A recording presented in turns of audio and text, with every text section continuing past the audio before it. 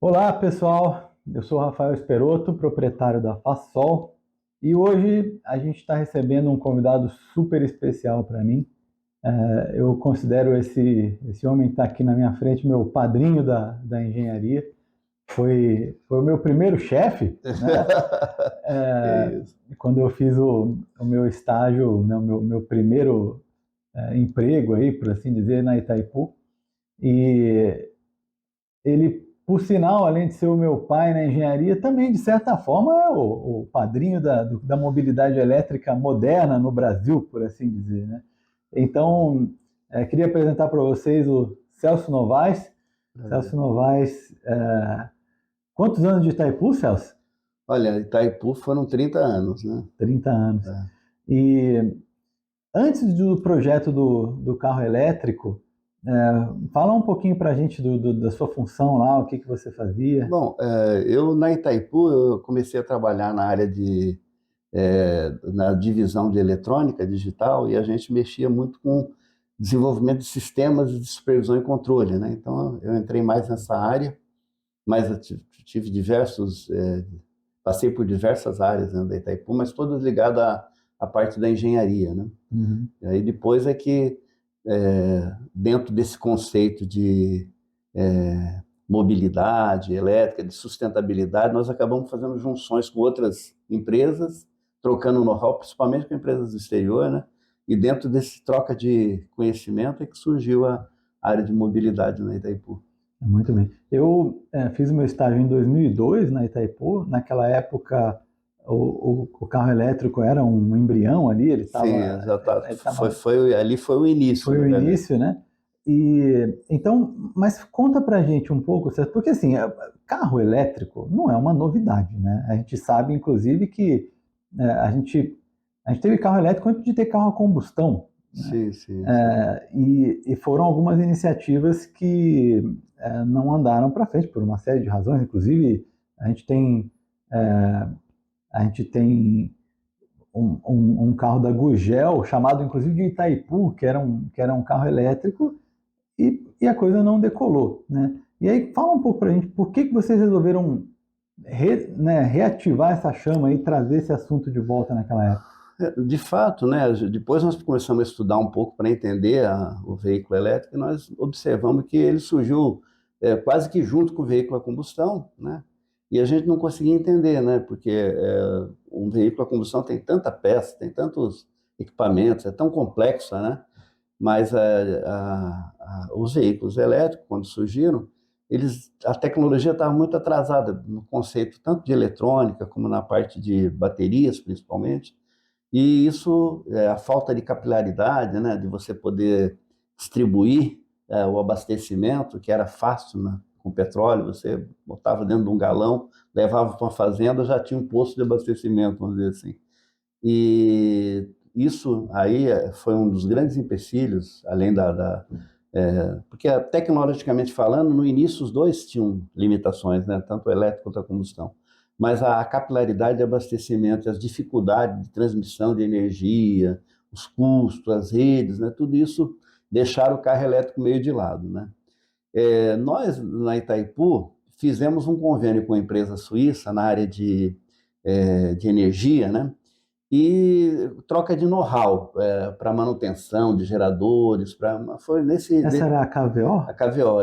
E Uhum. essa empresa suíça, a KVO, promoveu então o intercâmbio de funcionários, né? Os funcionários da Itaipu foram para a KVO, e eles vieram para Itaipu para a gente conhecer o que cada uma mexia, assim, qual era o conceito. Para nós, quando eu tive na KVO, representando Itaipu, eu tive uma surpresa muito grande, porque eu encontrei muitos carros elétricos lá na KVO, e esse negócio estava meio assim apagado. O Gurgel tentou fazer alguma coisa, a tecnologia na época era ainda muito limitada, as baterias eram de chumbo ácido, os motores que usavam na corrente contínua, então tinha uns conceitos ainda em função da tecnologia disponível, né? Isso aí deu uns saltos, né? E depois acabou não prosperando porque os veículos a combustão estavam tão avançados na parte em geral, em autonomia, em todos os outros conceitos que não havia muita brecha para o carro A elétrico. barra para o carro elétrico entrar já estava muito alta. Muito alto, estava muito alto. Mas aí, para nossa surpresa, ao chegar na KVO, nós encontramos uma quantidade de carro elétrico muito grande. E aí fomos entender, mas por que vocês têm um carro elétrico aqui dentro da KVO? Ele falou, não, porque nós temos 9 usinas distribuídas nos Alpes suíços, né? E o acesso a essas usinas era muito complexo.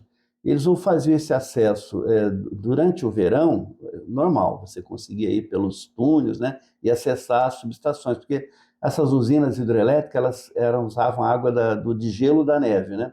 Então ficava nos cânions. E durante a época, boa parte do ano, aquelas estradas eram todas cobertas de neve. E para você poder dar manutenção na usina, tudo, você tinha que usar um cabo teleférico, né, que eles tinham lá, ou helicóptero, que era muito caro. E eles fizeram 120 quilômetros de túnel na rocha, no granito. E o acesso pelo túnel era o mais usado. E eles começaram a fazer esse acesso com carro a combustão, e o túnel, embora tivesse ventilador de 5 em 5, quase de 1 em 1 quilômetro, mais ou menos, tinha um ventilador de teto, às vezes tinha uma entrada de ar, tudo.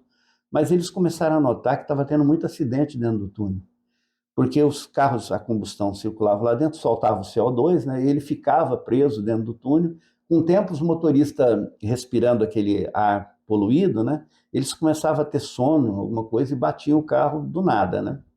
E eles detectaram que esse problema era em função do CO2, da emissão do... Então, dentro do túnel ficou proibido usar carro a combustão. E aí eles foram buscar alternativas, e a saída que eles encontraram, né, na época, foram alguns carros elétricos que estavam sendo desenvolvidos lá na Suíça. Fizeram uma parceria com a empresa, olharam o lado ambiental, olharam o lado da energia, porque nós produzimos energia elétrica, de hidrelétrica. Nós temos um problema de acesso para manutenção nas usinas, devido aos túneis, né? Que é prioritário, o mais econômico de atender uma usina não assistida dessa, era usar os túneis para... Então, isso casou a ideia da KVO adotar carro elétrico dentro das usinas, para dar manutenção nas usinas. Então, era um carro de uso, assim, para deslocamento de funcionários, né, para essas usinas, quando tinha pane, ou mesmo diariamente, né, saía uma equipe com um carro daquele, ou vários carros daquele, indo até as usinas. Isso nos túneis, dentro da rocha lá, quando chegava embaixo da usina, pegava um elevador, ia até lá em cima, fazia as manutenções, tudo, e voltava. Então, nós, aqui na Itaipu, quando é a primeira vista, assim, quando nós falamos, nós somos da Itaipu, o que nós podemos trocar de know-how com eles, né? Nós não temos essa necessidade, né? Porque, felizmente, no Brasil não tem neve, nós temos acesso a tudo, nossa usina é assistida, né? Mas nós olhamos o lado ambiental e o fato da Itaipu produzir energia elétrica de hidroelétrica também, achamos que podia ser interessante começar a estudar essa aplicação e ver se não seria útil no Brasil, talvez não para manutenção, não com a mesma finalidade que a Itaipu, mas até para ajudar a descarbonizar, a melhorar a questão ambiental. A Itaipu era forte, ainda é forte, nesse quesito de zelar pelo meio ambiente, de energias renováveis, tudo. Então, foi assim que começou o assunto carro elétrico. Eu acabei sendo designado para estudar o assunto e ver a viabilidade de aplicar esse tema no Brasil. E uma das primeiras coisas que nós notamos, Rafael, foi que a gente não tinha muita indústria capaz de produzir peças para veículos elétricos, né? Então, nós fizemos um relatório para a diretoria de Itaipu, olha, brilhante, mas olha, nós não temos isso, não temos aquilo. Tá? E aí a gente pensou, nós não vamos fabricar carro elétrico, né? Nós temos que pegar as indústrias brasileiras que já estão atuando no mercado de autopeças, né? E preparar elas, ajudar elas a se preparar para fornecer peças para os montadores. Então, o foco da gente era tentar utilizar o carro elétrico na Itaipu, até para ser uma vitrine, mostrando a confiabilidade, a aplicação e tudo mais, e por outro lado, verificar o que precisava, o que nós podíamos fazer com aqueles itens eletrônicos, aquelas coisas que a KVO tinha desenvolvido para fomentar a produção no mercado nacional daqueles componentes, né? Então era mais ou menos, essa era assim, foi os primeiros passos que nós demos foi nesse sentido, Pedro. Usar na usina, até para fins de demonstração dessa questão da energia verde, né? E ao mesmo tempo tentar ajudar as empresas, as produtoras de autopeças a se prepararem para aquele mercado que era iminente. E a gente começou a fazer contas e estudo, cada vez mais nós estávamos convencidos que o caminho do futuro seria mobilidade elétrica. Uhum. Legal. O primeiro carro a rodar na Itaipu elétrico foi aquela Palio Weekend? Não, não. Antes da Palio, quando nós começamos esse convênio com a KVO, a KVO nos doou um carro elétrico para motivar a gente a. Elas fizeram uma doação de um veículo, agora me fugiu o nome do carro, mas eu vou tentar lembrar aqui, faz tempo, e mandou esse carro, era da Fiat também o carro. Uhum. Mas não era Palio, era uma versão de carro da Fiat só produzido na Europa, pequenininho, tudo mais. Vou ver se eu lembro o nome. Depois a gente põe na edição aí. Tá bom, tá. Mas então esse primeiro carro ele foi ele foi montado para Itaipu. Então nós mandamos um grupo nosso lá na KVO para acompanhar a montagem do carro, porque o carro elétrico ele era feito a partir de um carro convencional. Tirava o motor de combustão, arrancava o escapamento, fazia tudo e fazia uma adaptação, usando baterias, E esse processo era feito pela KVO, pela equipe da KVO. Nós ficamos interessados em conhecer o processo para documentar, né? E poder reproduzir isso na Itaipu e mais tarde passar para as empresas automotivas que tivessem interesse. Então nós mandamos dois, além de mim, foram mais dois engenheiros, né? Um brasileiro e um paraguaio, para acompanhar esse processo de montagem do primeiro carro. Concluído esse primeiro carro, ele foi enviado para o Brasil e nós começamos a usar esse carro e foi montado na KVO com acompanhamento e participação dos engenheiros da Itaipu, né? Então foi o primeiro carro a rodar. Então a Palio Weekend foi o primeiro que foi montado aqui. Aí quando nós começamos, a ideia era, nós percebemos que precisaria de um volume grande, um carro só, uma andorinha não faz verão. Então nós começamos a buscar empresas automotivas que tivessem interesse de juntar com uma parceria com a Itaipu para a gente fazer essa montagem do carro elétrico. Mas foi assim, difícil, né? Que a gente começou a ligar para todas as empresas, a Itaipu é uma empresa pública, então ela abriu o leque para qualquer empresa brasileira que quisesse investir com a Itaipu nesse projeto. E logo de início a Fiat se acenou positivamente, desejando fazer investimentos, e a gente então começou a buscar um carro que pudesse ser montado, né, mais ou menos no estilo do carro que nós tínhamos visto lá na Europa. E na época tinha um Palio Hatch, que era um carrinho perfeito para ser feito a montagem. E na hora de fazer a montagem do carro, nós sabíamos as etapas que tinham que ter de homologação, crash test, para poder certificar esse carro e usar dentro da usina, né, de uma maneira adequada. Nós fizemos toda a montagem do Palio Hatch. Uhum. Fizemos toda a montagem do Palio Hatch. E entramos no Denatran para conseguir as homologações para emplacamento e tudo mais. Quando nós fomos fazer, já estava todo o projeto feito, tínhamos montado duas unidades, uma tinha sido submetida a crash test, estava tudo certo. Só que para poder encaixar a bateria no Palio Hatch, nós tivemos que tirar o step dele e cortar aquele local que ali a gente usou para colocar a bateria do carro. E ele ficou sem step. Aí nós demos entrada no Denatran, tudo, eles aprovaram tudo, só que eles não aprovaram a falta do step no carro. O carro estava montado, nós tínhamos até um evento na época que a gente gostaria de apresentar o carro, o evento estava há 3 meses assim, para acontecer. E aí nós ficamos surpresos, fizemos tudo quanto é tipo de argumentação, não, sem step, mas na Europa já tem uns steps diferentes no carro, quer dizer, nós podemos usar um líquido para se furar o pneu. Não, sem o step nós não vamos homologar. Bom, e diante desse impasse e o prazo de apresentação do veículo elétrico, a gente tinha um evento para apresentar. Estava muito em cima, nós sentamos com a equipe da Fiat e falamos, só tem uma saída. Vamos usar aumentar o carro. Aumentar o carro. O Palio Weekend, ele é esse palio hatch com a extensão atrás. E lá a gente consegue pôr a bateria sem remover o step. Mas ele é muito grande, é muito pesado, mas tudo bem, vai perder um pouco a performance, mas pelo menos vai atender as normas do... E detalhe, Celso, que é engraçado, o Yuan Plus, que é o carro que eu comprei, ele tem 4 pneus run flat, no mundo inteiro é vendido sem step, e no Brasil ainda é vendido com step. Então o Denatran ainda não está convencido. O pessoal, a parte de burocracia, às vezes, demora um pouco mais para evoluir, né? Hoje em dia, pô, tem tantos carros que já vêm sem step, né? E a gente tinha todas essas ideias, né? De usar run flat, de usar uns tubinhos que você tem para caso furasse o pneu. Sim. Tem que muitas motos usam. A gente tinha todas essas ideias assim na mão, mas fomos barrados. E aí, numa corrida louca, nós fizemos, mas já tinha solucionado toda a parte técnica. Nós só tínhamos que mudar do Palio Hatch para o Palio Weekend. E aí começamos a homologar. Então, o primeiro carro elétrico homologado no Brasil foi o Palio Weekend. Porque que a gente tem aqui.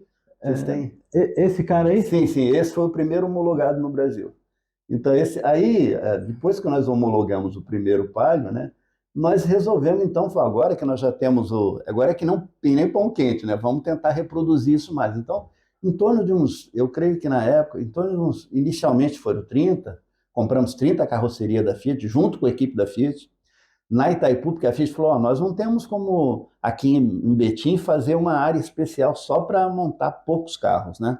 Aí a Itaipu, então, arrumou um galpão e nós treinamos a nossa equipe.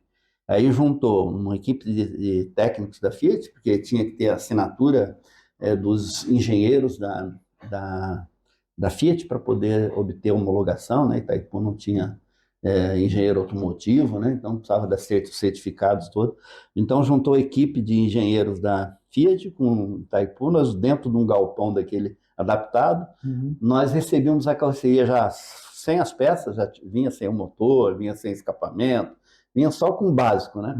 E a nossa equipe, com aquele projeto que nós tínhamos feito, fazíamos a montagem dos carros elétricos. Aí, os motores eram fabricados por quem? Então, como a gente tinha pegado o know-how da KVO, no início, o motor que a gente usava, que era muito específico, ele era fabricado na Suíça, era um motor suíço. E depois isso foi mudando, porque a ideia da Itaipu era nacionalizar. Cada componente desse que era usado no Palio, a gente tinha que achar um fornecedor local, né? Então, depois entrou a WEG, né, que passou a fazer esses motores para a gente, né? Então, em cada item desse nós somos bomba de vácuo, tudo. Tem milhares de pequenos componentes eletrônicos, e nós fomos tudo achando empresas brasileiras e fomos continuando produzindo. Os primeiros 30 praticamente foram idênticos, com peças importadas. Mas dali para frente, nós produzimos 100 carros desses. Dali para frente, nós começamos a trocar. Aí, eu usava já um motor da WEG, né? Aí eu usava já um sistema de caixa de redução fabricado no Rio Grande do Sul, para uma empresa que fazia caixa de redução. E usava já os inversores com empresas brasileiras que estavam atuando nesse segmento. Já. Então, nós fomos buscando cada componente do carro... Nacionalizar. Então, nos últimos Palios que foram montados, né, nós já tínhamos, assim, praticamente, tirando a bateria, que esse item foi o item mais demorado, tá? Tirando a bateria, nós tínhamos, assim, já 90% do carro com componente nacional. Então, tudo já tinha uma empresa no Brasil que nos fornecia. Às vezes, até o preço do componente nacional era um pouco mais alto, porque a empresa fazia aquilo... É diferente você fazer 1000 unidades e fazer 30 unidades, né? Então, mas a gente mesmo assim, Itaipu, não. Nós temos que abrir perspectiva para que, se isso um dia dar um boom, as indústrias brasileiras de autopeças consigam fornecer as peças, né? Então, esse era o objetivo. Então, a gente até tinha um custo um pouquinho maior, às vezes, na hora de usar um componente nacional, mas o que a gente estava focando é que a indústria estivesse preparada. Se tivesse uma demanda grande, eles conseguiam entrar no mercado e não tinham que perder o tempo que perderam, porque nós gastamos mais de um ano, né? 1 ano e meio, quase 2, para preparar essas empresas todas, para que eles tivessem um produto equivalente ao que era utilizado no mercado europeu, né? Que a nossa referência era a KVO. Legal. E o que a gente tem mais uma do Palio. Eu queria que você me falasse um pouquinho da bateria, Celso. Que era uma bateria de lítio já? Como é que era? Não era. Na época, as baterias de lítio, elas tinham um negócio muito crítico, que chamava efeito memória. Então, você colocava uma bateria de lítio num carro, aí você montava o carro, ele tinha uma performance, sei lá, tinha uma autonomia, sei, 120, 150 km de autonomia, que era na época, né? Aí você começava a usar o carro, e as baterias de lítio, elas iam sofrendo uma degradação, e com alguns anos você passava a ter, sei lá, 60, 80 quilômetros de autonomia. Então, Metade, quase. e um detalhe, né? A gente percebeu que a questão do descarte era muito complexa, por ser usar lítio, né? Então, nós, na época, encontramos um fornecedor de uma bateria na Europa que estava disposto a montar uma fábrica no Brasil. E ele usava uma bateria de sal, a bateria de sódio, né? Então, nós achamos interessante, poxa, um rapaz está disposto a trazer a montagem dessa bateria e usa tecnologia basicamente sal, né? Sal de cozinha, o sódio. Nós então começamos a trabalhar com essa bateria de sódio.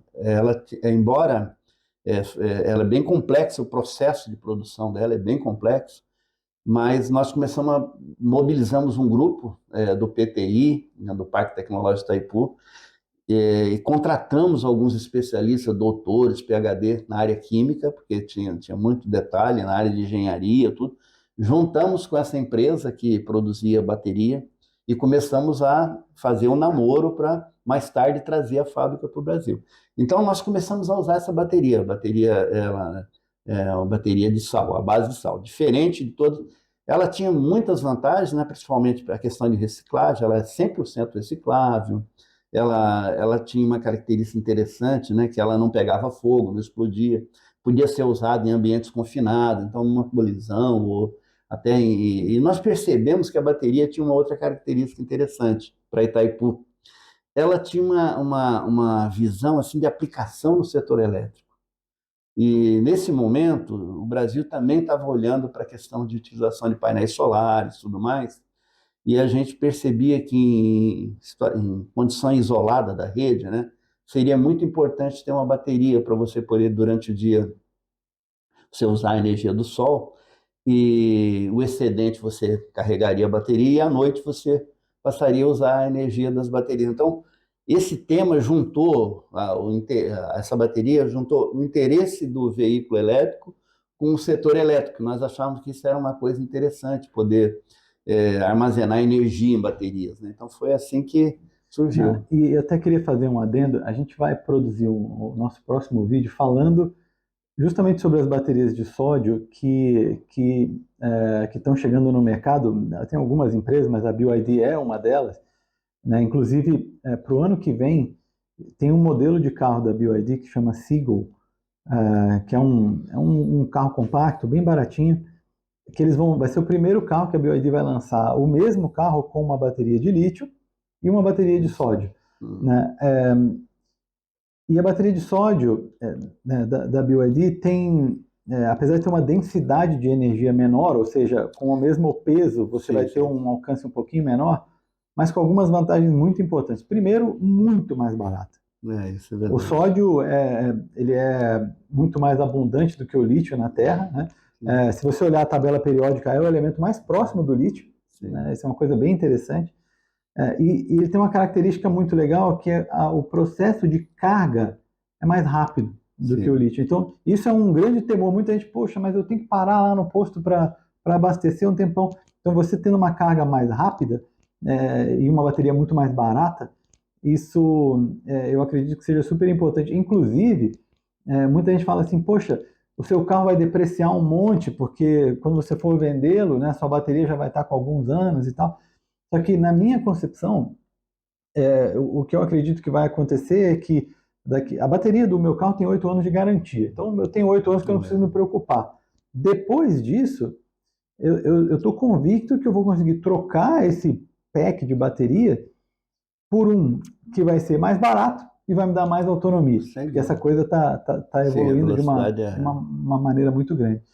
E a gente, quando fala de fotovoltaico, tem a mesma coisa, né? Hoje, você querer fazer um sistema autônomo é praticamente proibitivo, porque as baterias são muito caras. É verdade. Né? E a partir do momento que você usa sódio, que é um elemento muito mais abundante, muito mais barato, você consegue dar uma resposta a esse problema de quão caras são as baterias. Né? Nós vimos uma outra coisa interessante, Rafael, quando nós começamos a mexer com o veículo elétrico, né? E com essa bateria, porque nós estávamos pensando também na curva de carga do Brasil. Né? Na época, a gente tinha uma curva de carga que tinha os momentos de pico. Né?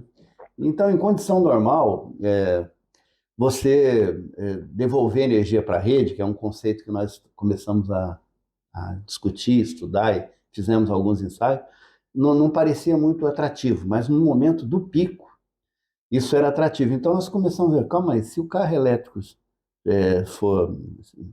tiver ganhar o mercado, vamos dizer assim, você praticamente em cada casa, né, você teria um carro parado durante a noite, né, com energia, com alguma energia dentro da bateria, que no horário de pico talvez compensasse trazer do carro para a rede, aliviando o setor elétrico, né, naquele momento, e depois de madrugada, quando a situação energética estivesse mais equilibrada, você voltaria a carregar o carro. Então, essas coisas todas foram se combinando, né, e nós começamos então a fazer esses ensaios. Olha, então vamos fazer uma aplicação utilizando a bateria de sódio, onde ela pudesse ficar no carro. Então você chega em casa com alguma carga e o carro fica parado na garagem durante a noite, e no horário de pico, à noite, ele colocaria aquela energia na rede, e aquela energia que estava acumulada ali, que ainda não foi usada, vamos dizer assim, chegando quase ao zero, vamos dizer, né, para poder abastecer o sistema elétrico.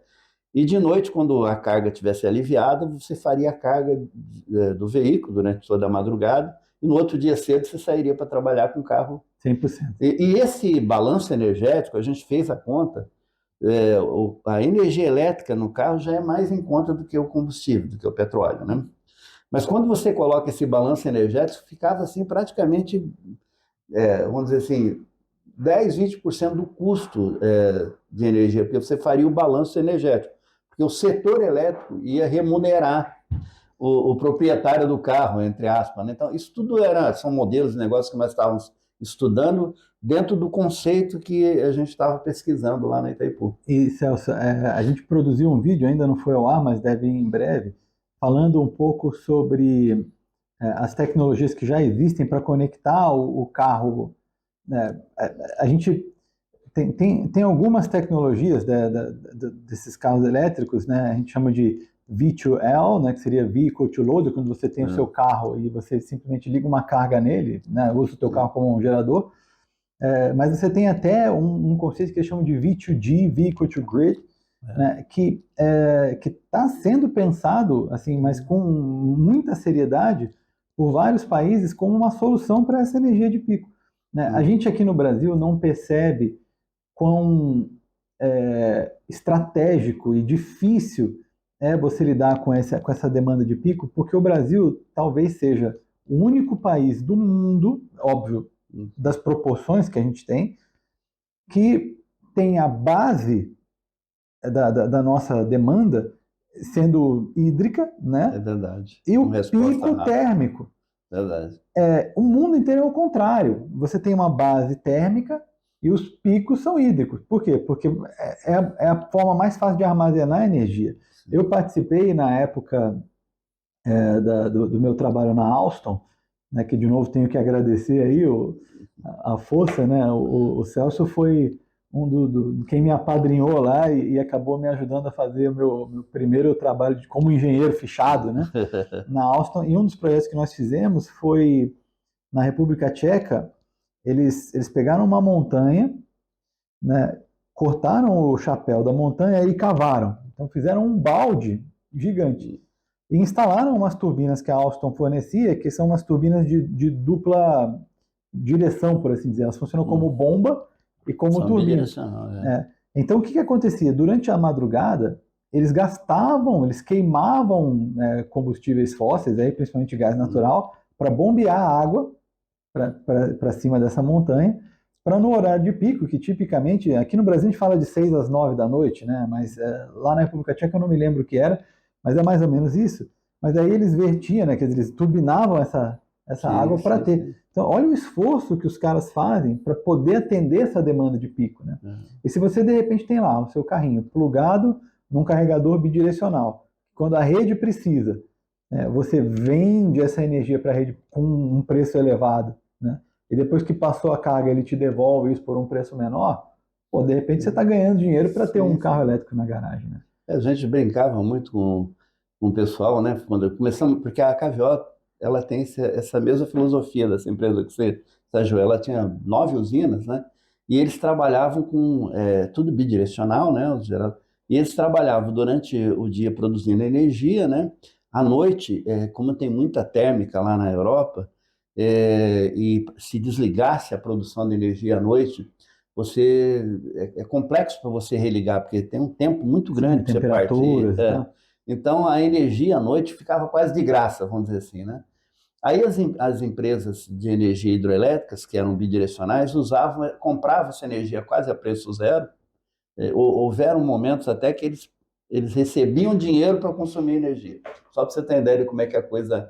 E aí eles bombeavam a água do reservatório mais baixo para o reservatório mais alto, para poder, no outro dia, estar disponível para entrar nos momentos que a energia fosse economicamente viável. E dentro desse conceito aí, nós começamos também a pensar, poxa vida, vamos aprender com a KVO um pouquinho essa questão energética, né, para atender demanda de pico, e vamos ver como é que seria a solução aqui para o Brasil, né? E o carro elétrico, ele entrou, então, dentro desse estudo, né? De a gente poder usar o próprio veículo, né, para devolver a energia para a rede, fazer aquela compensação de valores. E a gente brincava, até cheguei a colocar no nosso galpão uma frase, vamos criar uma frase aqui de impacto. Carro elétrico, um dia você vai ganhar um, né? Para o pessoal entrar e perguntar por quê, né? Porque era muito comum naquela época, na Europa principalmente, você ganhar um celular para fazer um plano de... Você chegava na loja, o celular custava zero, né? Você só tinha que fazer o plano e usar o plano e o celular você ganhava de graça, né? Então, a gente, dentro do mesmo conceito, nós colocamos carro elétrico, um dia você vai ganhar um, né? Porque era tão interessante na época a matemática energética que a gente fez um cálculo se o setor elétrico doasse o carro elétrico para a pessoa com compromisso de ele ficar disponível, por exemplo, das 6h30 da tarde até umas 9 da noite, disponível na garagem para o sistema, já seria mais interessante, seria mais econômico do que atender a demanda com termoelétrica, alguma coisa assim. E se imagina, no caso de um país que tem que pegar uma montanha, cortar, fazer toda uma instalação, porque não tem outra forma de atender esse pico, fica mais fácil ainda de justificar, né? Então, essas coisas todas, então, que a gente foi descobrindo, porque tudo começou com esse intercâmbio, né? O foco era na parte de manutenção e operação de geradores e tudo mais, e a gente começou a descobrir algumas dificuldades que eles tinham, que geraram soluções, né? Com essa solução do carro elétrico para atender a usina. Nós começamos a descobrir que tinha muito espaço para se trabalhar com carro elétrico no Brasil. E nós continuamos buscando os parceiros, né? Aqui eu estou vendo que já tem esse carrinho aí, foi o Twizy, né? Esse foi o primeiro carro montado fora da Renault. A Renault é uma das nossas parceiras, foi parceira durante o projeto, e ela tinha os carros elétricos dela, esse aí era em Valladolid, na Espanha, que ele era montado, né? E esse carro só foi montado em 2 lugares do mundo naquela época, né? Que era Valladolid, onde era... E na Itaipu, nós montamos, acho que alguma coisa em torno de uns 60 veículos desse, né? Depois do Palio Weekend, teve algum carro entre o Palio Weekend e o Twizy? Nós começamos a ver também uma questão muito séria, né? Porque ao mexer com mobilidade, nós abrimos um pouco o leque.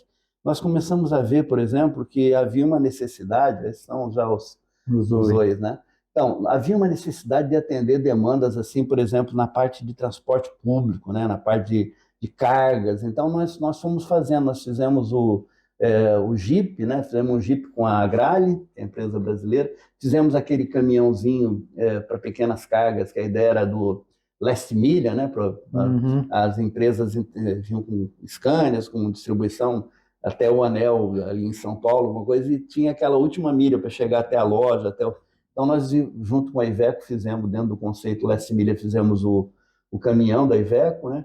E nós também estávamos muito preocupados, porque a gente percebeu que as grandes emissões no Brasil estavam focadas nos corredores de mobilidade, em São Paulo, principalmente, Curitiba, onde tinha muita mobilidade, transporte público. Então, uma das nossas missões, vamos dar uma aplicação de veículo elétrico em transporte público. Aí nós notamos que, devido às características do transporte, tudo, muitas vezes era difícil atender a demanda das empresas de transporte público com veículos pequenos, né? Porque esses mini ônibus aí, eles foram os primeiros que nós fizemos, e era bacana, ele podia atender algum público, mas não dava para um público daquele de grandes centros urbanos, né? Precisaria ser um veículo grande. E aí nós desenvolvemos um veículo híbrido etanol. Fizemos um conjunto com várias empresas brasileiras. Bom, nós temos que fazer... Lá fora tinha muito veículo híbrido, né? Mas era sempre híbrido com diesel ou com gasolina. E falou, poxa vida, mas aí você ganha de um lado e perde do outro. Mas com o etanol dava uma conta muito boa de... você conseguia atender a autonomia do circuito, que os ônibus rodam em torno, sei lá, de 150, 200 km por dia dentro de uma grande centro urbano, né, com transporte.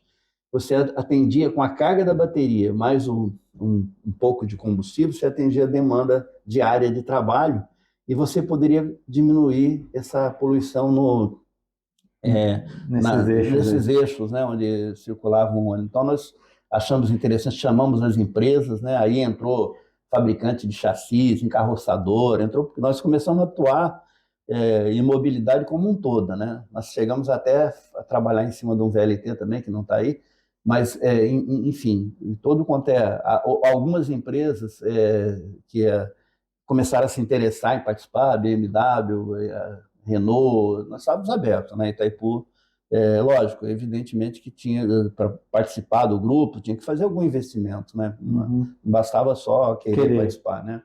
Mas, vamos dizer, as empresas investiram bastante. A Fiat foi uma das que mais investiu, porque ela pegou o início, né? As primeiras montagens, depois nós montamos o Cinquecento elétrico aqui. Vamos fazer uma ordem cronológica, mais ou menos, Celso? Então, a gente tem lá esse aqui foi o primeiro. Você lembra do primeiro carro? Esse é o que você estava falando. Esse é o que foi montado na Suíça. Me deu um branco agora com o nome do carro, mas... eu vou dizer que eu já andei com um desse aqui na época que eu morava na Itália, também não estou lembrando, mas é a versão do Uno deles lá. A versão do Uno. Então, esse carrinho foi o primeiro carro, esse foi montado na Suíça com engenheiros de Itaipu. Aí depois, aqui não aparece a versão que nós montamos, que não foi homologada. Foi o Palio Hatch. Esse aqui já foi o primeiro... que foi montado aqui, que nós montamos em torno de quase 100 unidades. Né? Aí, depois desse carrinho, nós começamos, lógico, isso tudo, além do carro, tem os componentes, né? Então, tinha a WEG, tinha a Semicron, tinha a Gimeco fazendo caixa de câmbio, tinha cada empresa fazendo, até na parte de condutores e conectores, nós envolvemos todo mundo, né? Porque tinha que solucionar toda a cadeia, né? Então, nós fizemos, então, depois do Palio, nós fizemos o Jeep. Depois do Jeep, nós fizemos o caminhão, aí fizemos depois os mini ônibus, né? Mais para frente, um pouco, aí entrou a Renault, nós começamos a montar, com a Renault, os Twizy, né?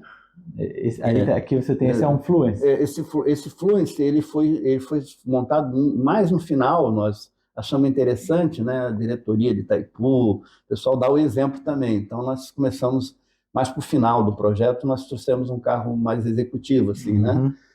Inclusive a Eletrobras usou, o Ministério de Minas e Energia, vários. E nós fomos mais longe, né? Nós chegamos a fazer depois um avião elétrico que sobrevoou Itaipu. Isso foi para mostrar que não tinha limite, né? Uhum. Então, a gente achou interessante mostrar, é lógico, o avião tem autonomia pequena, de acho que 40 minutos de voo só, é uma coisa, mas foi mais para fins de mostrar que era possível atingir todos os ramos. Tem o VLT que surgiu, né? Que são esses, tipo, esses trenzinhos urbanos, né? Sim, sim. Fizemos um trabalho com os VLTs fabricados no Nordeste do Brasil. Pessoal, que a ideia não era Itaipu fabricar nada, a ideia da Itaipu era preparar a indústria brasileira. Então, tudo que nós fizemos tinha sempre aberto, quando fizemos um projeto com o BNDES ou com a FINEP, nós trazíamos a indústria, a encarroçadora, trazíamos as fabricantes, porque a gente queria que essas empresas, nós produziríamos a primeira unidade a fins de mostrar a viabilidade técnica e econômica, mas a ideia é que as empresas abraçassem e a continuassem. BMW realmente estava muito avançada. Quando ela entrou no nosso convênio, eles já tinham domínio de muita tecnologia, mas foi estratégico também. Foi muito importante a participação. A Renault saiu na frente em quantidade de veículos, batendo recordes de venda, né? Com esse carrinho é um carro muito interessante. Até hoje, acho que a gente tem boas lembranças, né, de utilizar ele na Itaipu, nas vilas. E esse aqui realmente ficava inconfundível, imperceptível a diferença de um carro desse para um Eu convencional. tenho um capítulo interessante com o Zoe. Se eu não me engano, em 2019, eu fui visitar o Salão do Automóvel e entrei no stand da Renault e tinha uma rodinha lá de né, clientes e o cara explicando, olha, nós estamos trazendo esse carro aqui, era o Zoe, né, no ano que vem, né, para o mercado brasileiro e né, 100% elétrico, não sei o que. E eu cheguei meio de gaiato e falei, pô, é muito legal, lá no meu bairro tem um monte desse. Aí ele pegou e falou, não, amigo, esse aqui é o elétrico, né, esse a gente só vai chegar ano que vem. Eu falei, não, mano, no meu bairro tem um monte rodando lá já. Aí ele falou, mas você mora no Brasil? Eu falei, moro. Aí ele falou, não, não tem ainda, né? Tá chegando agora. Eu falei, não, no meu bairro tem. Ele, mas onde você mora? Eu falei, em Foz do Iguaçu. Aí ele, ah, você mora no bairro da Itaipu lá? Eu falei, moro. Aí ele, pô, pessoal, vou abrir um parênteses aqui, realmente a Itaipu fez lá para 2015, 2000, alguma coisa. Não, acho que Itaipu, não sei se foi 2014 ou 2015, nós trouxemos os primeiros. Exato. Primeiro fizemos esse, depois começamos a mexer com... E aí foram, né, até na foto anterior... Aquela foi a primeira leva. Então, quantos chegaram a vir desse, você sabe, Celso? Olha, eu acho que foram 65. Primeiro foi 30, depois a gente começou a... Nós fizemos várias, assim... O nosso trabalho com a Renault foi um trabalho de duas mãos, né? Lógico, esse carro não foi montado aqui, ele foi montado fora. Mas nós participamos muito da atualização do carro. Tinha muitas coisas, ele estava focado totalmente para o mercado europeu, né? Então tinha problemas assim que nós descobrimos junto com a Renault e gerou modificações de software e tudo mais para adequar ele para ser usado no Brasil, né? Porque a rede lá fora, quase em todo lugar, é 220, né? E aí os carregadores quase todos preparados para trifásico ou bifásico 220. E aqui nós tínhamos a questão do Foz do Iguaçu, por exemplo, né? É 127 a tensão, né? Trifásica e tudo mais. E na hora de você plugar esse veículo na rede, tinha um monte de outros probleminhas que surgiram, inclusive de desempenho, algumas coisas que nós notamos que, devido à característica climática, climatização do carro, né, que não ia dar muito certo aqui, e a Renault foi ajustando, foi trabalhando conosco e foram melhorando o carro, né. A última leva de carro que nós fizemos já vinha com um monte de tecnologia desenvolvido em conjunto com a Renault no Brasil, né? Então, o pessoal da Renault Brasil fez um trabalho muito bom. Eles estavam junto com a gente, eles foram para dentro da Itaipu, eles botaram funcionários dele para trabalhar lá dentro, dando manutenção e participando das discussões dos problemas. Então, foi um trabalho muito bacana, foi uma parceria boa para o Brasil, e esse carrinho realmente é um carro bem... Ele foi uma mudança, porque até então nós fazíamos transformações de carro, né? Esse carro não, ele foi projetado, o conceito dele, ele foi projetado para ser ele só é produzida a versão elétrica dele, não tem a versão a combustão dele, né? Então, foi aí que a gente percebeu como poderia otimizar as coisas se você, na fábrica, já fizesse a coisa de um jeito que você pudesse colocar no piso, pudesse distribuir melhor peso. Então, você conseguia fazer coisas com um carrinho desse que é impressionante, né? Diferente dos outros que eram convertidos, então você preservava características necessárias para a combustão que não eram necessárias para o elétrico, né? Mas foi um grande passo esse veículo aí. E tem mais naquela imagem que estão todos os carros, que eu acho um conceito super interessante, que é esse cara aqui. Sim, esse foi revolucionário.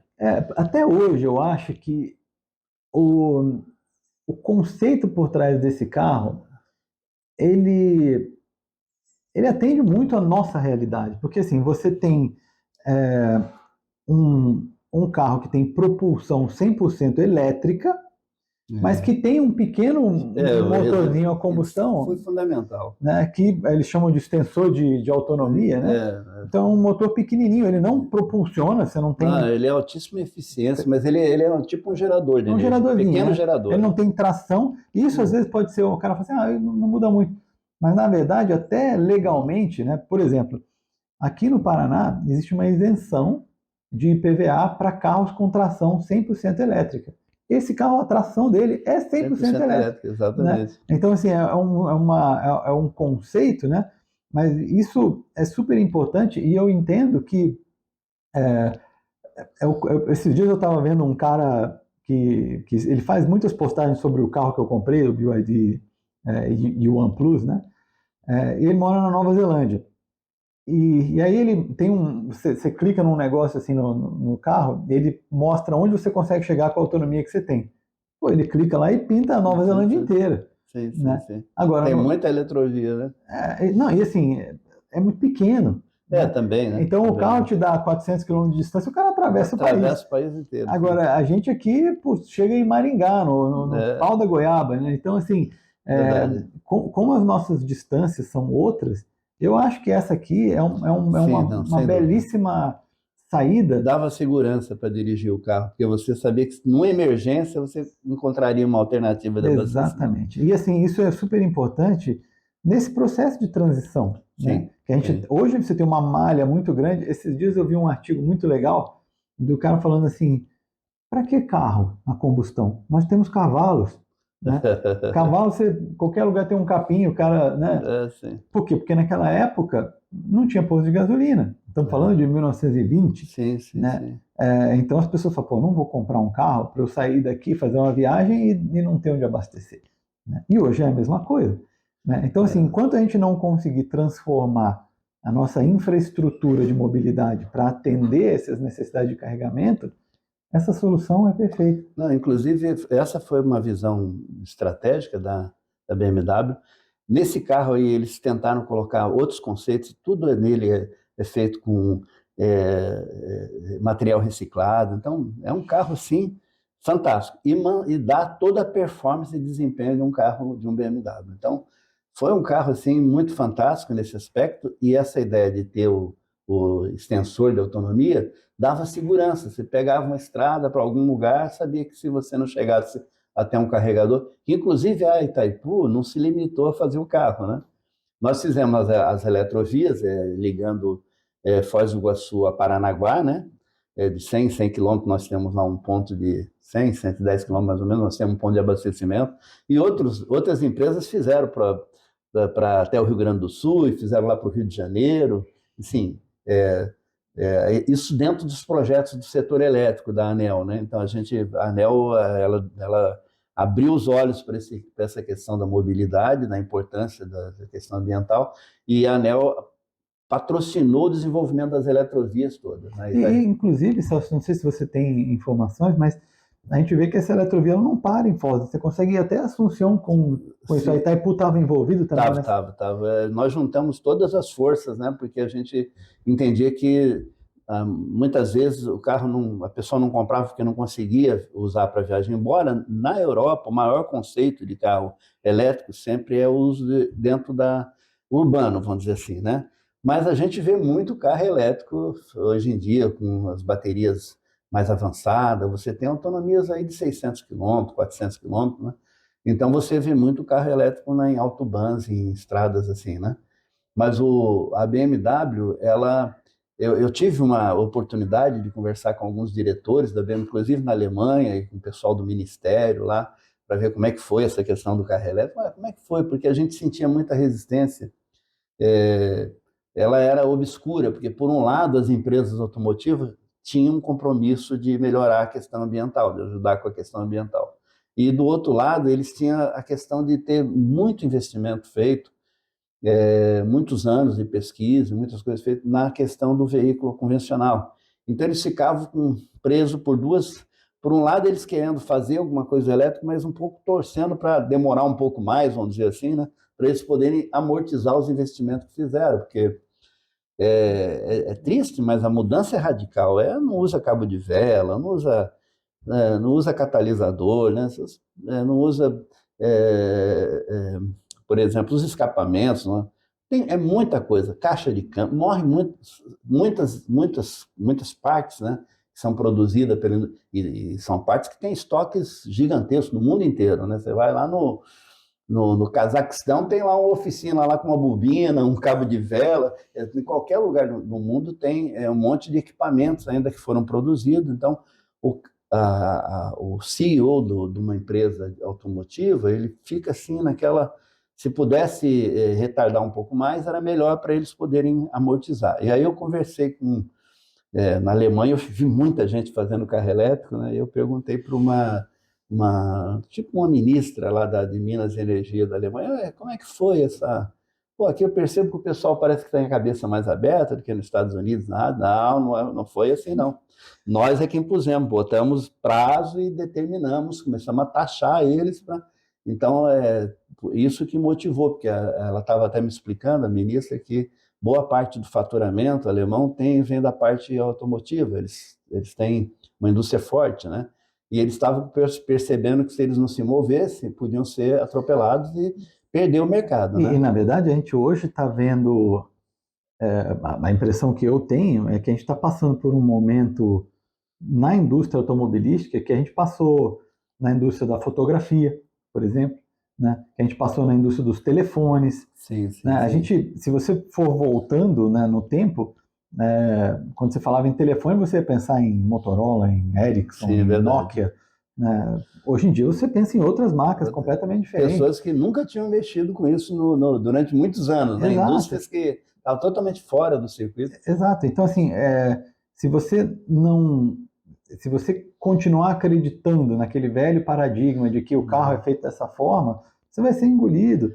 Né? Hoje a gente já vê que os principais players no mercado de mobilidade elétrica não são Toyota, Volkswagen, são gente que nem estavam presentes não no passado. estavam presentes. Né? Então a gente está falando de Tesla, da própria BYD e de um monte de outros. A indústria ela realmente fez né, direcionou a coisa ali para a China. Então você tem várias marcas chinesas, de origem chinesa, com engenharia chinesa, que hoje são referência de tecnologia, né? Então, esse mercado tradicional, ele precisa avançar. Né? Para não perder, porque a mudança é tão radical, Rafael, que não dá tempo de você acordar, entendeu? Porque é o exemplo lá vamos falar assim, para não falar de carro, vamos falar máquina fotográfica, né? Você tinha lá aquela Kodak, 2, 3 anos depois já ninguém usava mais filme, ninguém mais... Quer dizer, então a questão de viabilidade econômica, a hora que ela acontece, e quem já está no caminho certo, a migração é muito rápida, entendeu? É muito rápida mesmo. Eu vejo isso no caso do carro elétrico, né? Eu acho que a hora que der o boom mesmo, porque cada vez está ficando mais próximo. O carro elétrico tem um item que pesava muito. Quando a gente começou a montar carro elétrico, a bateria do carro elétrico chegava a custar em torno de 80% do valor do veículo, né? Aí, quando o projeto da Itaipu estava no final, a gente já tinha atingido os objetivos de formar os fornecedores, é lógico, o carro elétrico depende de muitos fatores para entrar no mercado. Uns são políticos, tem outras questões, mas do lado econômico, a bateria já custava 35% do valor do carro. Então, a gente percebe que vai haver um momento, esse momento já deve estar acontecendo por agora, de que o preço de um carro a combustão vai equiparar o preço de um carro lá fora. Isso já é uma realidade, mas eu creio que isso vai acontecer aqui também. E aí, nesse momento, se você tem uma infraestrutura básica, alguma coisa, em países onde você usa mais urbano, esse vai dar um boom e simplesmente não vai vender mais o outro. Então, a empresa vai ter que reagir rápido para não acontecer o que aconteceu com a Kodak, né? Para não acontecer. Então, é muito mais fácil para uma empresa nova, que nem a Tesla, que não tem despesa, não desenvolveu carburador, não desenvolveu escapamento, não desenvolveu catalisador, não gastou com cabo de vela, não fez nenhum investimento desses componentes, não tem nenhuma relação. Tanto faz para ele vender ou não. Apego. Vender vela ou não vender vela, vender platinado ou não vender platinado. Então, ela não tem nenhum problema se isso desaparecer, né? Então, ela vem com muito mais liberdade, né? E aí bota a criatividade em cima e produz carros maravilhosos, né? Então, essas novas indústrias, em tese, elas têm mais chance de serem dominantes no mercado do que as tradicionais.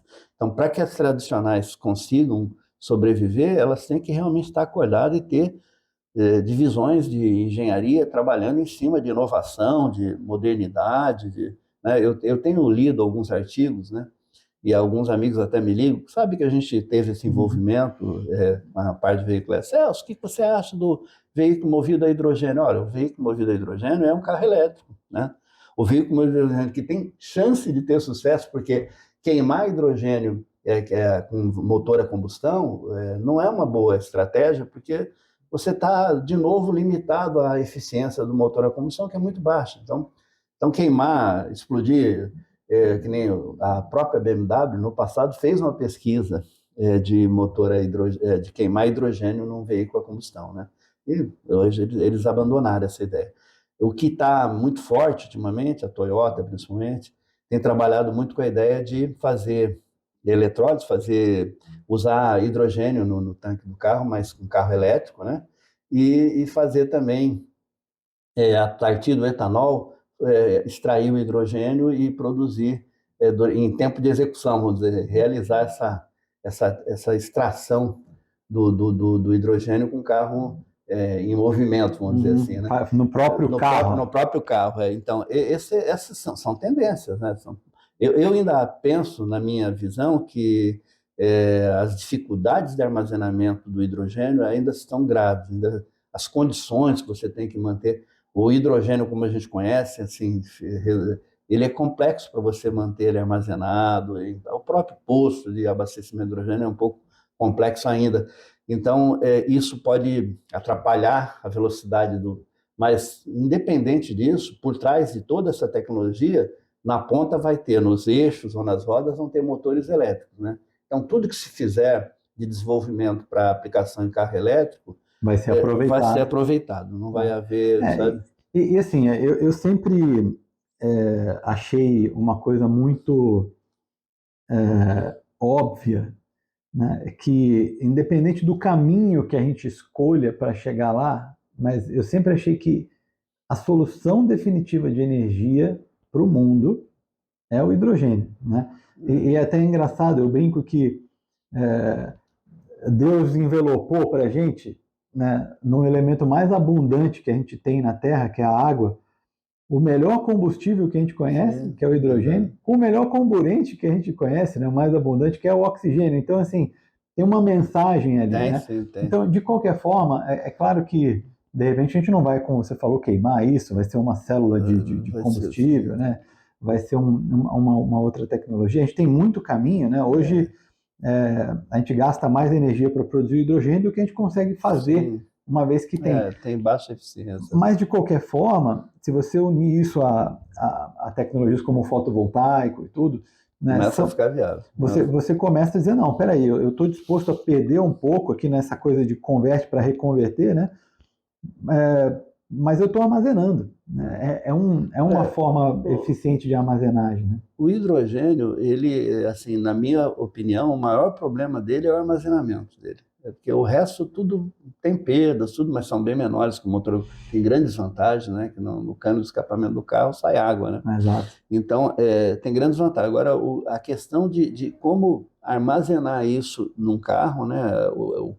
Se você vê a complexidade que é um tanque de combustível de hidrogênio que tem por trás, ele tem, ele tem elementos que se combinam com ferro, então ele vaza. É bem complexo a coisa, sabe? Tem muita.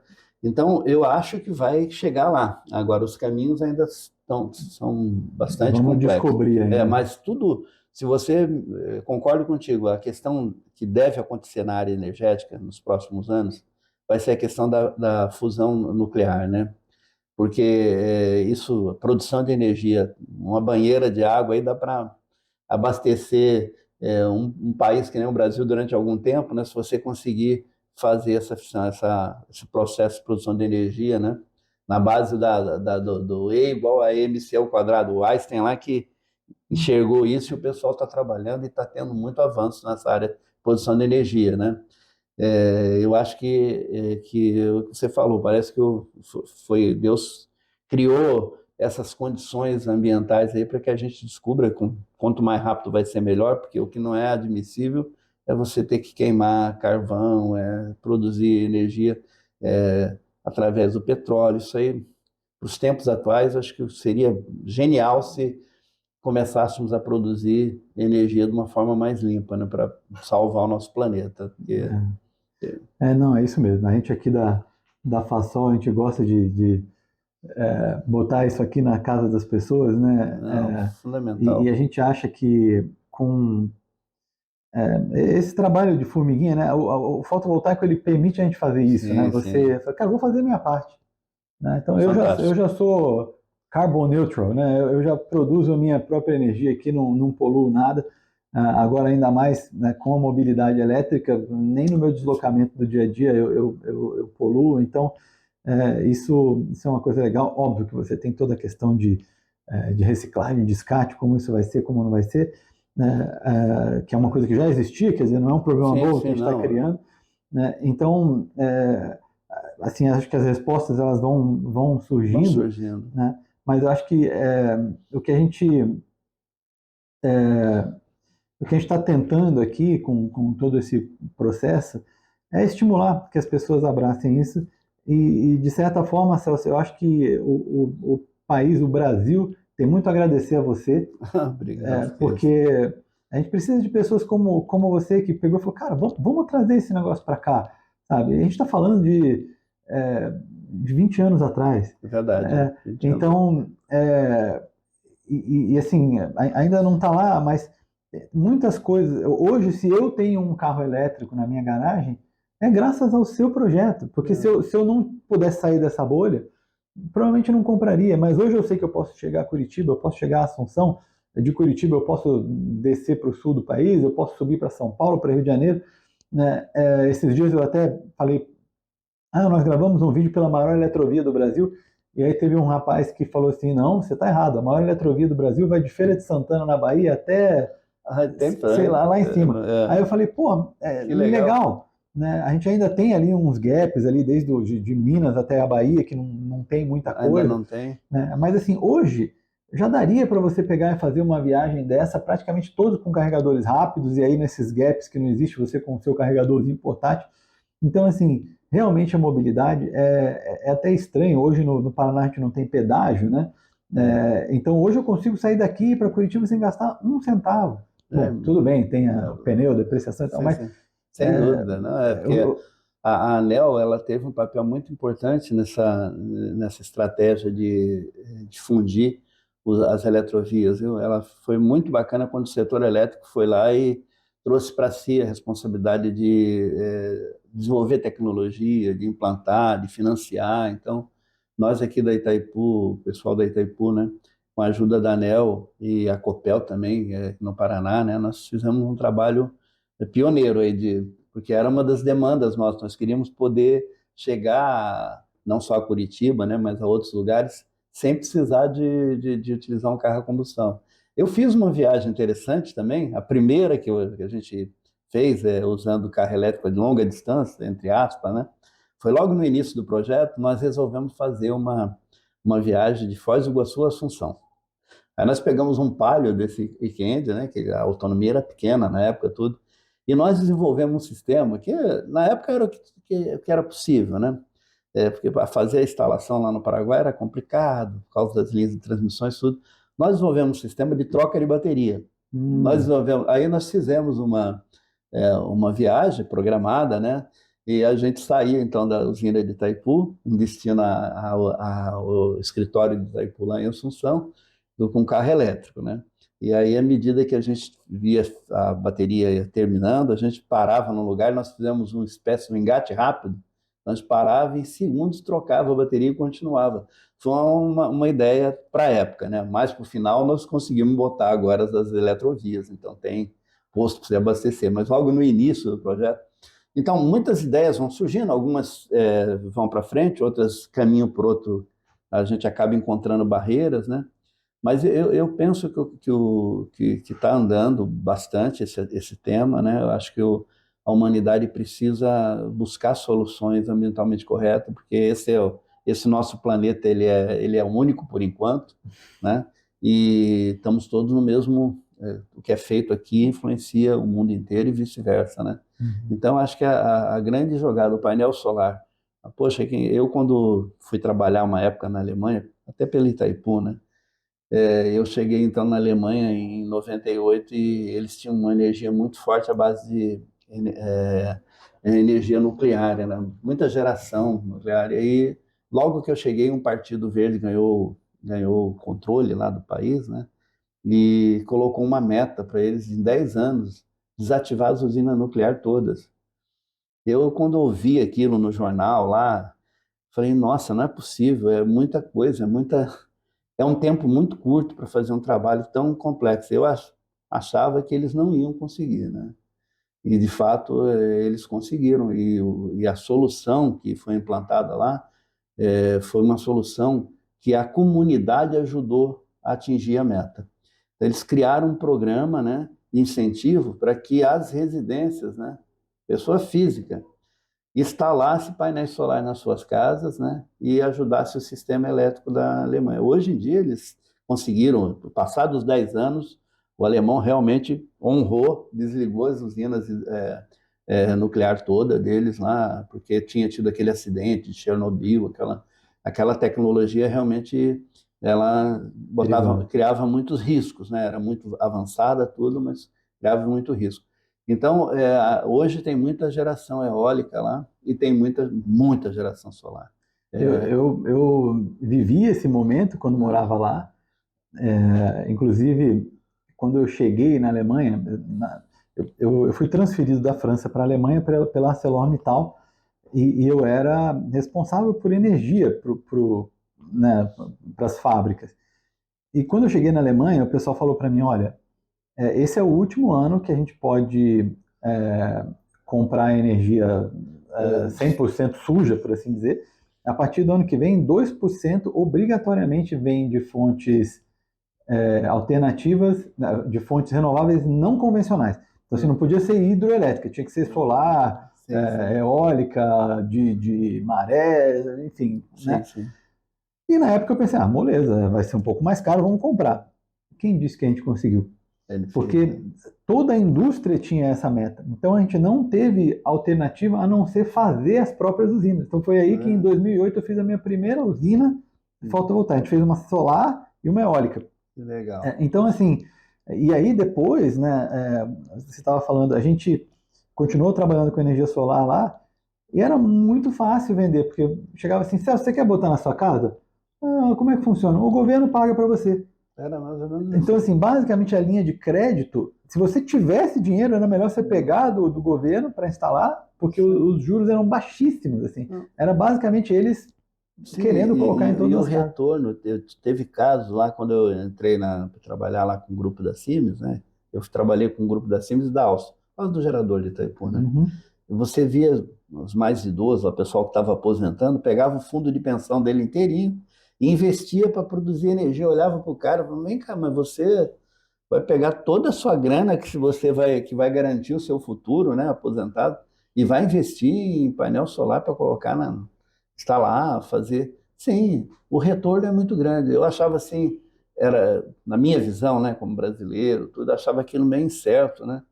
Poxa vida, eu acho que está botando todos os ovos na mesma cesta. Bom, eles tiveram sucesso, tá? Tá todo mundo bem. E é como você falou, né? O governo deu uma linha para ser seguida, respaldou economicamente e é um sucesso. E tanto é que migrou para os outros países todos, né? Que o Brasil hoje também está com uma quantidade enorme de Sim, instalações, né? sim. E isso a gente sempre fala aqui, Celso, que de certa forma você essa coisa da geração distribuída, ela primeiro tira aquele peso do Estado de ter que fazer um investimento massivo, como é uma Itaipu, É, né? A complexidade disso acontecer, ainda mais em dias de hoje, com toda a não, consciência é praticamente ecológica, impossível. é muito difícil. Então, assim, você com a geração distribuída, você deixa o cidadão de dizer, cara, vou fazer o meu, o vizinho faz o dele, o outro faz o A dele. gente fica E esse autônomo. trabalho de formiguinha, hoje, isso aqui já é uma Itaipu, É verdade, é né? verdade. É mesmo. É uma Então, Itaipu mesmo. No Brasil já é uma exato, Itaipu. sem absolutamente nada de investimento direto, público, sabe? Então, assim, óbvio, você tem que criar a condição, né? Então, você tem que ter políticas públicas de permitir que o cara tenha acesso à rede, de ter ali talvez Isso, uma isenção, isso é desoneração, alguma importante. coisa.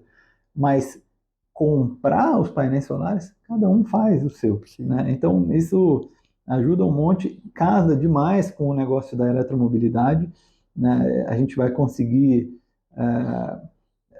eu acredito, né, como pensando na minha despesa familiar aqui, poxa, eu eliminei os meus gastos com eletricidade para Sim. minha casa e agora eu estou eliminando meus gastos com combustível para o meu carro. Então, Fantástico. isso dá uma. Para quem faz um planejamento de longo prazo, então, dá uma segurança, porque você fala assim, cara, agora para me iluminar aqui, para ir e voltar, eu já não gasto mais praticamente nada. Né? Hoje, É, o meu carro tem uma autonomia de mais ou menos 500 quilômetros na cidade, e isso me custa menos de R$ 5. é Né? isso mesmo. Então, É econômica, 100% viável economicamente. exato. Não tem Né? nem comparação, né? Então, Além de ajudar o meio ambiente, você ainda ajuda o bolso, ajuda o né? bolso. E isso, um dos vídeos que a gente gravou nessa série, foi justamente falando que hoje, para você é, adotar, né, aderir à eletromobilidade, você pode fazer isso por questões financeiras. Não É, é só uma coisa do tipo, poxa, ajudar o meio não, ambiente, né? exato, eu tenho aqui, né, uma consciência ecológica. Não, você pode ter uma consciência financeira mesmo, né? Sim, sim. Né, a comparação que a gente fez hoje o carro que eu comprei, ele custa R$ 270 mil. Ele é um SUV médio, né? Sim. Mesma categoria do Compass. Se você for pensar em termos de equipamento que tem, tecnologia embarcada e tal, né, se eu pegar o melhor dos Compass que tem, ele custa mais ou menos uns 250 mil. A combustão, né? Porque Sim, sim. tem o híbrido que Diesel, o híbrido é caríssimo, é né? Ainda é 320, né? caríssimo. Então, assim, com 20 mil a mais do que a versão a diesel aqui, você tem um 100% elétrico que tem isenção de IPVA, que Não, em alguns lugares não paga pedágio, não paga estacionamento, tem uma série de incentivos que, pô, vou pular, né? Então, a gente espera que isso vá se popularizando, né? Porque hoje, sim, os carros mais populares realmente têm uma diferença muito grande, né? tem. Hoje, um exemplo fácil de fazer é o Kwid, né, da Renault, que você tem a Sim. versão em combustível e a elétrica, mas uma custa praticamente o dobro da outra. Aí Né? fica difícil, né? Mas isso deve mudar. Sim, Deve é o que eu mudar. A gente acredito. tem visto carrinhos na China sendo produzidos lá por US$ 5.000. Né? Então, assim, Hum, por mais que chegasse com o dobro do custo para cá, a gente está falando de R$ 50 mil. seria Né? bem Seria o viável, carro mais barato do Brasil. sem dúvida. Então, eu acho que a gente está assim, muito perto de um ponto de não tem mais retorno. Eu acho que sim. Então, eu até acho que os donos de postos de gasolina que estão assistindo a gente aí, procura a Fasol, vamos transformar seu posto no eletroposto também, porque daqui a pouco é o que o povo vai querer, né? É verdade, não. Isso foi uma coisa que quando nós fizemos a eletrovia, nós fomos atrás dos postos de gasolina, né? O pessoal, na verdade, inicialmente nós anunciamos que íamos fazer a eletrovia e a gente achava que ia ter dificuldade de ter postos que aceitassem colocar o nosso sistema. Então, você sabe, é uma quantidade de equipamento lá dentro, né? Logo que anunciamos, nós recebemos tanta ligação lá na Itaipu, que nós tivemos que, eu falei, nossa, Vamos selecionar. tem mais candidato do que o que foi projetado, né? Aí fizemos o edital público, dá para poder alocar, porque se fosse difícil, a gente ia ter que conquistar o dono do posto um a um, né?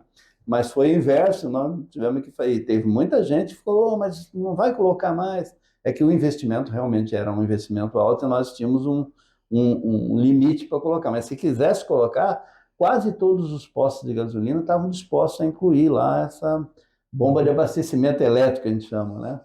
E nós fizemos tudo com carga rápida, porque na estrada não faz sentido fazer outro Sim, tipo de exato. instalação, né? Não faz. Então, eu cheguei a fazer algumas viagens para testar, que funcionava bem, e era tranquilo, você parava no lugar, ia tomar um cafezinho e tudo mais, e deixava o carro ali, sei lá, 15, 20 minutos no máximo, já estava com a carga suficiente para você ir até o próximo posto, né? Então, ficava uma viagem bem gostosa, né? E na estrada, o desempenho, tudo impressionante. é impressionante. Na verdade, o pessoal pergunta, Celso, o carro elétrico é igual? Como estão falando, não, não é igual. Ele é bem melhor. O desempenho é melhor, tudo é muito melhor, né? Então, não tem barulho, né? O que é uma característica até que os carros modernos, né? Eu acho que o teu também já é assim, né? A gente consegue simular um barulho aí para evitar de alguém desapercebido se jogar na frente do carro aí, né? Principalmente em cidade, onde a gente anda meio devagar. Foi um dos temas da nossa pesquisa também, e que foi implementado nos carros, né? Mas essas ideias vêm quase junto, né? Então, no mundo todo tem gente pesquisando. Alguns países até têm lei já obrigando carros a produzir esse barulho. Porque num centro urbano, né? Às vezes tem um idoso, ou mesmo a pessoa, a gente hoje nem percebe, mas é fundamental. Pelo barulho você evita você atravessar uma rua, você olha, você, né? E um carro sem barulho pode dar um acidente, né? Sim, até porque as pessoas ainda não estão acostumadas ao carro sem barulho, então confiam demais na audição Nós de repente... fizemos também uma coisa interessante, fizemos um estudo para, em caso de acidente, né, com carro elétrico, quais são os riscos de explosão, como é que deve se comportar, como é que se deve formar o atendente, pode acontecer, lógico. Agora está vindo uma nova leva de tecnologia, que é os carros autônomos, né? Que veio, os Tesla já vem com isso implantado e muitas empresas, o próprio veículo a combustão, né? Também estão implementando técnicas de veículo autônomo, né? Então, em pouco tempo isso deve estar sendo implantado, principalmente nos países de primeiro mundo, né? E depois nos outros, né? Mas vai chegar por aqui também. É um novo tema interessante, né? Que é você usar o carro para se deslocar sem ter que ficar tenso durante a viagem, né? Sem A ter que gente brinca aqui que nossos netos vão chegar e falar para o outro assim, não, meu avô, ele que dirigia. Ele não falava só, quero ir para tal lugar e o carro ia. Ele tinha que ir e tal. Porra, acidente de trânsito era uma das maiores causas de morte no planeta. Né? Então, assim, se você for pensar... Né? E isso não vai ser uma coisa muito distante, né? E aí a gente fala, e as seguradoras, né, de automóvel, né? Provavelmente com a queda muito brusca de acidentes, né, desapareça a necessidade de muitas seguradoras. Então, vai haver uma mexida, sim, né? É outro mercado. É outro mercado. Então, isso é assim, a evolução, né? A economia vai ser afetada de alguma forma positivamente, né? Porque some um negócio e surge outros negócios, né? Então, vai ser legal. Aí, né? Mas é muito gostoso conversar com você, que a gente fica com a mente aberta, assim, de não vamos marcar mais. Celso, eu tenho certeza que o pessoal vai ter curiosidade, então eu queria falar um pouco sobre isso também, mas você se aposentou já tem quantos anos, Celso? Foi recente, foi recente? Para mim foi recente, né? Foi em 2019, né, que eu aposentei, e lógico, a gente vinha num ritmo muito acelerado aí com essa parte tecnológica. Logo de início eu dei uma tirada do pé do acelerador, mas tem coisa que você não consegue largar de vez. Não tem. Então essa parte principalmente as pesquisas na área de bateria, as pesquisas na parte energética, a gente acaba participando bastante, assim, né? Reserva um tempinho aí para continuar, até para manter ativo, né? Os raciocínios, tudo, a gente sempre agrega algum valor, porque como a gente participou de algumas embriões de algumas coisas, né? Então a gente sabe alguns detalhes que muita gente que chega e pega a coisa já resolvida nem imagina que teve esse problema, né? Uhum. Então eu tenho feito de maneira moderada uns trabalhos não só no Brasil, mas também no exterior nessa área de mobilidade e de baterias, né? Legal. E falando sobre o projeto na Itaipu em específico, a gente sabe que no governo anterior, o novo diretor da Itaipu resolveu pegar e falar, não, nosso negócio a gente é uma usina hidrelétrica, tudo que é periférico vai praticamente... Na verdade, o que aconteceu também, Rafael, o projeto mesmo de mobilidade elétrica, ele tinha uns objetivos a ser atingidos, né? Uhum. Depois que a gente... Porque o nosso objetivo não era produzir nada, era fomentar a indústria, né? Uhum. Então, depois que nós conseguimos mapear e verificamos que uma boa parte de quase tudo que tinha sido estabelecido no projeto para a indústria, nós tínhamos conseguido que a WEG, que a Semicron, que a Gimeco, que a Mascarello, que as empresas, quase todas elas estavam dominando essa tecnologia, nós começamos mais a cuidar da parte relacionada com a parte de energia, que era já o foco já na Eletrobras, com sistemas de armazenamento de energia. Fizemos lá um sistema para o Exército, botar bateria na selva, melhorar a parte de supervisão e controle desses lugares com energia em lugar que não tinha energia. E isso combinou também com o PTI, o Parque Tecnológico Itaipu, que era uma outra frente que a Itaipu patrocinava. Então, na mudança do governo, o que houve, na verdade, foi que eles estabeleceram que essas áreas que faziam isso dentro da Itaipu poderiam transferir esse know-how e mais fazer em vez de executar, fazer um acompanhamento das atividades feitas já pela equipe do PTI. E nos próprios grupos da Itaipu, sempre que havia uma pesquisa, alguma coisa, nós trazíamos estudantes, nós trazíamos pessoas que estavam ligadas de alguma forma com o PTI. Então, o que houve foi realmente direcionar, tirar o funcionário da Itaipu da execução, trazer ele para dentro da usina, né, e deixar ele mais na supervisão dos projetos e jogou toda essa parte de pesquisa, não só do veículo elétrico, mas também das outras áreas, jogou toda essa parte da execução pelo PTI, pelo Parque Tecnológico Itaipu. Então, assim, o pessoal, o que você acha? Olha, a gente tem que estar lá dentro para ver as motivações, mas eu não vejo isso assim como uma coisa ruim, fazer dentro, fazer o importante é fazer. E fazer com o PTI, porque no fundo, é tudo Itaipu, né? Porque esse grupo do PTI é um grupo muito bom de pessoas, nossos pesquisadores da bateria estão até hoje lá, mantidos no Parque Tecnológico Itaipu e desenvolvendo tecnologias avançadas, com várias aplicações. Então, não se perdeu o que foi investido, sabe? A indústria, lógico, talvez um ou outro fabricante desse que participou do nosso projeto, por falta de mercado, tenha abandonado a produção, mas ele tem o know-how para produzir. Não é o caso. Os grandes, por exemplo, a WEG, Semicron, esses aí estão cada vez mais para frente, estão prontos para atender a demanda da indústria automotiva, né? O que ocorre também é que, como são mercados milionários, tem uma briga muito grande, né? Você vê, eu nunca imaginei que, sei lá, uma Ford ou uma BMW ou uma Mercedes fosse querer fazer o motor elétrico, né? Mas então, algumas coisas eles não abrem mão, eles não querem terceirizar, eles mesmos querem produzir. Então, são vários fatores que vão determinar se os fornecedores serão feitos pela própria indústria, né, ou serão terceirizados, né? Então, mas eu diria assim que foi atingido os objetivos, né? E vejo naturalmente que o Parque Tecnológico de Itaipu dê continuidade, porque o que seria triste é você perder conhecimento, perder o que foi feito, né? E não houve isso, porque como a gente trabalhou sempre junto com a indústria privada estava do lado da gente, apoiando, botando, inclusive, maior parte dos recursos dos projetos eram patrocinados pela indústria privada. Itaipu quase que era só um gestor né? Então, ou era algum financiamento de pesquisa, né, da FINEP, ou às vezes até de órgãos internacionais, mas a Itaipu quase que fazia só uma gestão, articulava, né, tirava onde havia os conflitos, né? Nós usávamos um conceito que o pessoal não acreditava. Como é que você vai colocar na mesma mesa dois concorrentes, né? Bota a Fiat junto com a Renault, com a BMW, com a Iveco, com mais não sei o quê. Como é que vocês vão sentar? Porque cada um tem o seu interesse, né? Então, nós conseguimos encontrar partes comuns de interesse mútuo e a gente vendia, ó, se nós investirmos junto nessa pesquisa, nós todos vamos poder usar o resultado, né?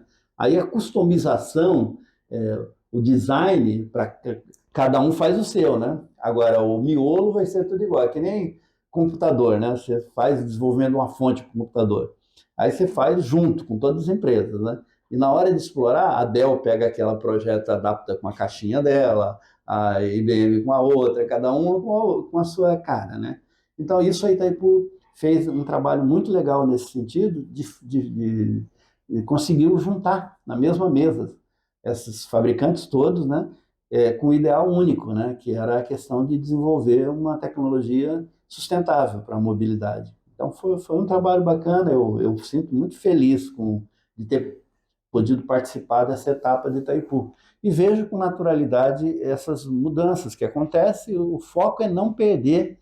Eu acho que esse é o grande problema. O ruim é quando você tem um projeto que perde a história do projeto, que perde o que foi desenvolvido. Por sorte, nesse que eu participei, as coisas continuam. Dá para dizer que. Dá para dizer que foi preservado, porque um dos pontos, assim, no finalzinho do projeto, nós estávamos assim, muito focados com a questão da bateria. Isso nós tínhamos que adotar praticamente, porque era muito distante. As empresas que. A Moura era a nossa parceira e trabalhou com a gente bastante também, fez muitos desenvolvimentos, mas estava muito. Os investimentos eram muito altos e a tecnologia estava muito distante naquela época. Pensava-se até em comprar alguma empresa e partir dali para a produção.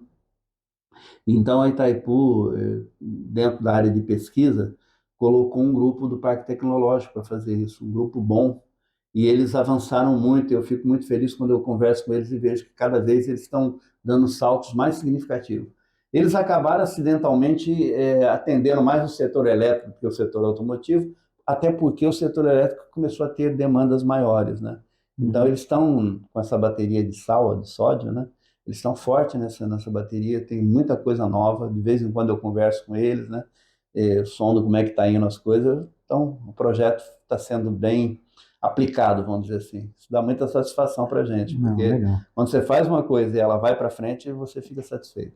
Sempre quer ver seu filho progredindo. Celso, de novo, muito obrigado.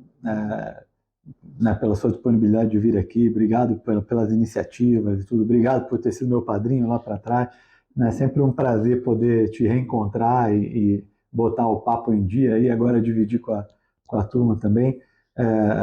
Sucesso aí nas suas pesquisas, na sua aposentadoria, né? E espero que a gente possa, né, fazer outros episódios aí e comentar como é que essa indústria está avançando junto. Legal, não, realmente, Rafael, quando você esteve lá com a gente, logo que você estava concluindo o seu curso de engenharia, nós tivemos passou muitas pessoas ali com a gente, ali, sabe? Mas no teu caso teve foi muito especial para mim, porque coincidiu de ter dois estagiários muito top, né?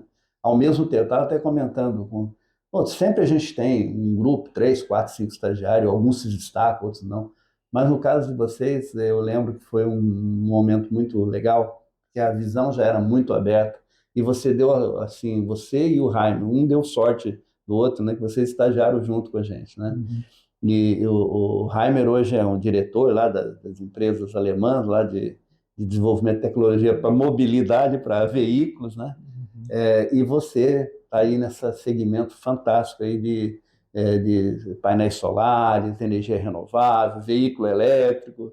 Quer dizer que isso dá muita satisfação para a gente, mas a gente notou, desde aquele momento que a gente botou um desafio, não muito, o desafio era complexo, talvez hoje não seja tão complexo, mas para a época que vocês desenvolveram um robozinho lá para controlar remotamente, né? Uhum. E a ideia era ter um robozinho para usar como modelo para manutenção de lugares perigosos, tudo mais que tivesse na usina, né?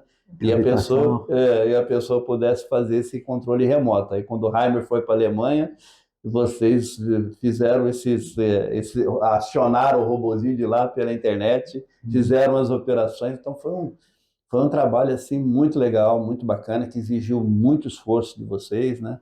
E que abriu a cabeça e a gente fica feliz de ter tido, ficou marcado, sabe? Algumas pessoas marcaram na vida da gente. Então, esse seu interesse tecnológico, essa vontade de crescer, essas pesquisas, zelar pelo meio ambiente, isso aí é uma coisa muito bonita, né? É. E eu fico muito feliz de estar aqui com você hoje. Não, e assim, além de, obviamente, o nosso projeto ter sido uma coisa assim que demandou muito esforço e trouxe muito conhecimento, a gente ainda... Eu ganhei um irmão, hoje Sim. eu brinco, falo Buda Heimer, né? Tá lá, a gente Tá, né? Fantástico, né? tem uma relação muito próxima, né, até hoje, e foi muito legal acompanhar, né, porque apesar desse ser o nosso core ali, né, mas a gente estava envolvido no dia a dia do que estava acontecendo Sim, com a usina, sem então dúvida. poder ter participado do sistema SCADA, né, que acabou me levando depois para Alstom, né, Sim. e a partir daí, né, toda a minha carreira, então eu só tenho a agradecer a força que você me deu lá dentro, e de novo, né, eu assim, eu acho que quando a gente escolhe, né, uma carreira, a gente sempre tem um modelo, alguma coisa que a gente quer seguir. E eu sempre falei para as pessoas em volta de mim que eu tenho dois grandes modelos de engenheiros para eu seguir. Um é meu pai, Sem né, dúvida. que também, uma vez o diretor técnico da Itaipu chegou e falou para mim assim, pô, você tinha que ser um cara, que orgulho que você deve ter do seu pai, né? Eu falei, por quê? Assim, tem dois caras que eu conheço que eu acho que sabem montar uma máquina da Itaipu de cabo a rabo, e um deles é teu pai. Verdade. Aí eu falei, pô, legal. E o outro é você. Você sempre foi um cara que é, pô, fez de tudo. Se der dois resistores, um capacitor né, você faz alguma coisa ali, né? É verdade. Então, né, engenheiro no conceito puro da palavra de fazer acontecer, Uhum. eu não conheço outro melhor. Os tempos estão mudando, mas a gente atacava de tudo, né? Teu pai realmente é uma grande referência para a gente, um grande orgulho ter trabalhado com ele lá na Itaipu. E a gente está sempre buscando inovação. Eu, vez por outra, converso com ele, a gente mantém contato e, e lembramos os bons tempos de Itaipu ali, né? Esses dias até a gente vai mostrar para vocês, a gente fez o nosso próprio plug de descarregamento, né? E eu tive que soldar um resistor lá. E aí lembrei da minha época. Tem coisa até que às vezes os colegas perguntam, mas vem cá, mas você quando trabalhava lá, vocês usavam componente? Eu falei, sim, componente um a um, e fazia placas eletrônicas, sim, placas eletrônicas, ligando com o IRAP. Né? E ali a gente teve um trabalho bacana ali na Itaipu, tem um grande número de pessoas que participou, né? Mas aquele sistema de supervisão também, né? Onde a gente desenvolveu as placas de entrada analógica, placa de entrada digital, fez do zero, fazia o software e o hardware. Mas isso é legal que abre a cabeça da gente para novas coisas, né? Eu acho que foi todo esse trabalho que eu fiz lá com vários colegas, com o Habib, com o Antônio Celso, com o Jamir, com vários colegas lá, né? Que abriram a cabeça da gente para permitir depois essas escaladas, esses projetos Botar o mais... negócio para voar. Sim, sim, com certeza atrás de cada um desses projetos aí tem aí uma participação aí do Esperoto, do Antônio Celso, do Jamir e de outros colegas, né, que estavam sempre com a gente ali, fomentando, ajudando, abrindo a cabeça da gente para fazer coisas novas. Legal. Celso, obrigado, Obrigado, cara. um abraço, foi um Valeu. prazer. Valeu, galera. Conte comigo. Grande abraço para você. Grande abraço aí para vocês. Valeu.